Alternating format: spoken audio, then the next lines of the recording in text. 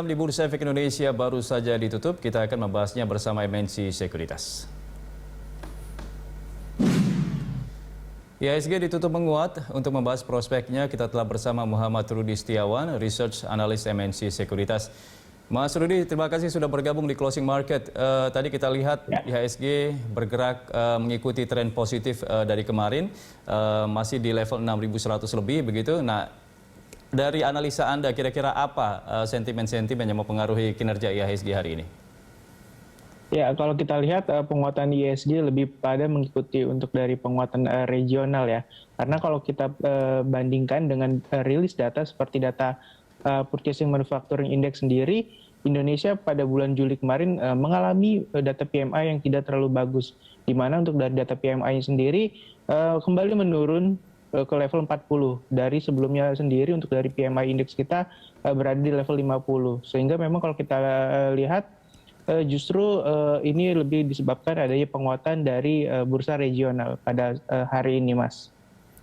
Oke, bagaimana dengan pengaruh kebijakan dari pemerintah yang memperpanjang kebijakan PPKM level 4 yang kemarin dikatakan oleh beberapa analis bahwa para pelaku pasar ini meminta ada kelonggaran begitu, tapi ternyata tetap diperpanjang. Dampaknya terhadap kinerja IHSG seperti apa? Ya, kalau kita lihat ya, ada PPKM level 4 sendiri memang ini memberikan dampak untuk dari beberapa UMKM dan juga perputaran ekonomi. Namun untuk dari pemerintah sendiri dengan memberlakukan PPKM level 4 sendiri ini untuk menjaga kekhawatiran fluktualitas penyebaran dari COVID-19 sendiri.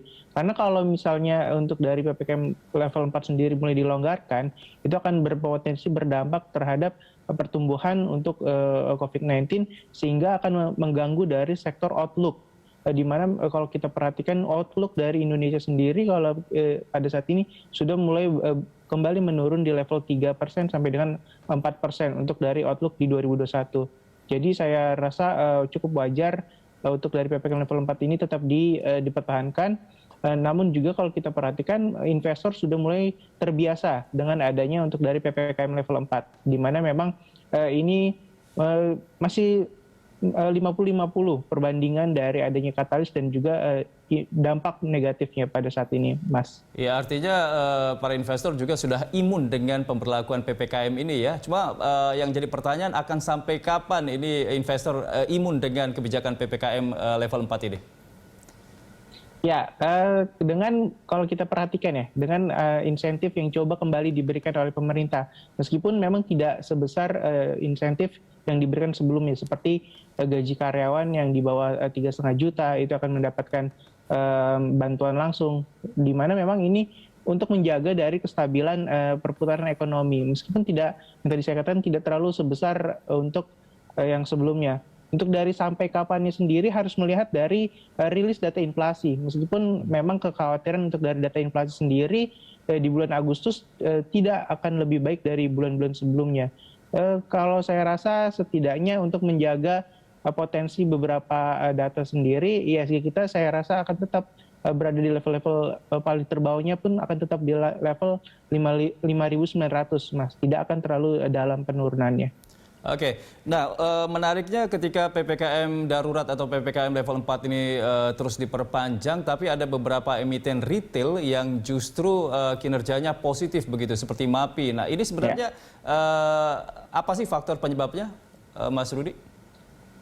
Ya, baik. Kalau untuk dari MAPI sendiri, kalau kita perhatikan ya, beberapa untuk dari bisnis F&B dan juga untuk dari retailer seperti sports stationnya itu, ya, mereka berhasil untuk melakukan digitalisasi. Mereka berhasil untuk melakukan penjualan online meskipun memang untuk dari beberapa gerainya mereka harus terpaksa tutup.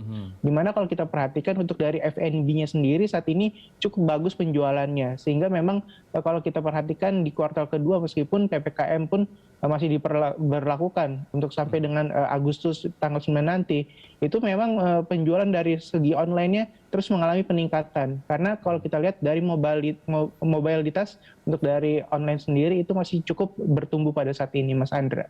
Oke, jadi merubah strateginya lebih ke berjualan online begitu ya. Nah, di sektor otomotif sendiri kan kinerja penjualan otomotif kan meningkat begitu. Tapi dengan diperpanjangnya PPKM level 4 ini, ke depan prospeknya akan seperti apa untuk penjualan otomotif? Dan juga tentunya saham-saham emiten otomotif ini akan seperti apa? Oke, kalau kita lihat ya untuk dari emiten otomotif seperti Astra International dengan adanya PPNBM yang kembali diberikan oleh pemerintah sampai dengan Agustus, dengan asumsi kemungkinan juga akan mulai kembali diberlakukan ya untuk dari PPNBM ini sendiri meskipun tidak sebesar sebelumnya. Saya rasa ini akan terus mendongkrak untuk dari penjualan kendaraan. Karena kalau kita perhatikan dengan seperti rumah sakit, lalu juga transportasi umum sebagai objek yang menjadi risiko tertinggi untuk penyebaran COVID-19, penjualan otomotif secara pribadi itu akan menjadi salah satu pemboosting untuk penjualan otomotif pada saat ini, Mas Andra. Oke, selanjutnya untuk saham-saham di sektor perbankan, khususnya bank Big Caps, prospeknya seperti apa, Mas Rudi? Ya, kalau kita lihat untuk dari saham perbankan saat ini cukup tertutup ya dengan euforia dari adanya bank-bank digitalisasi yang ada dari Bank Buku 2 dan Bank Buku 3. Namun kalau kita perhatikan kembali untuk dari beberapa rilis keuangan yang sudah dilakukan oleh perbankan Buku 4 seperti BBCA sendiri, resultnya cukup bagus di mana memang untuk dari BBCA sendiri masih bertumbuh positif dan juga untuk dari penyaluran kreditnya mulai pulih. Artinya memang untuk dari segi bisnis untuk bank Big Cap sendiri tidak terganggu meskipun adanya digitalisasi dari bank-bank perbankan yang ada di tier bawahnya seperti Bank Buku 2 dan Bank Buku 3. Saya rasa untuk di 2021 ini masih cukup positif outlook-nya untuk dari perbankan Big Caps pada saat ini, Mas Andra. Oke, Mas Rudi, dari MNC Sekuritas sendiri kira-kira selain tadi rekomendasi dari perbankan, kemudian juga retail, apalagi rekomendasi saham dan di sektor apa saja yang patut dicermati dan juga dikoleksi untuk ke depan? Ya, saya melihat untuk ada di dua sektor ya. Yang pertama adalah untuk dari sektor healthcare dan juga untuk dari rumah sakit, di mana salah satunya adalah emiten mitra keluarga atau dengan kode saham MIKA, itu cukup layak untuk diperhatikan oleh para investor. Karena dengan okupansi rumah sakit saat ini cukup tinggi, lalu juga untuk dari rencana penambahan rumah sakit di beberapa daerah, itu akan berpotensi mendongkrak kinerjanya sehingga harga untuk dari mitra keluarga sendiri itu bisa terupside sampai dengan level 3.000. Sementara untuk dari sektor lainnya seperti dari nikel ya, itu di mana kalau kita perhatikan bisa dilihat untuk dari saham-saham seperti Inco dan juga untuk dari pertambangan lainnya seperti TINS atau Timah, itu juga cukup bisa layak dikoleksi. Dengan target dari TINS sendiri bisa dilakukan buy on weakness dengan level target price di level 1.850, Mas Andra. Oke, nah untuk besok kira-kira IHSG apakah masih punya tenaga untuk terus melanjutkan tren positifnya atau mungkin sebaliknya? Ya, saya rasa masih bisa untuk mengalami penguatan kembali ya. Meskipun penguatannya pun mulai terbatas dengan support sendiri IHSG kita ada di level 6.015 dengan resistennya di 6166 untuk besok hari, Mas Andra. Oke, baik. Terima kasih Mas Rudi atas analisanya. Selamat kembali beraktivitas. Terima kasih. Iya, Mirsa Muhammad Rudi.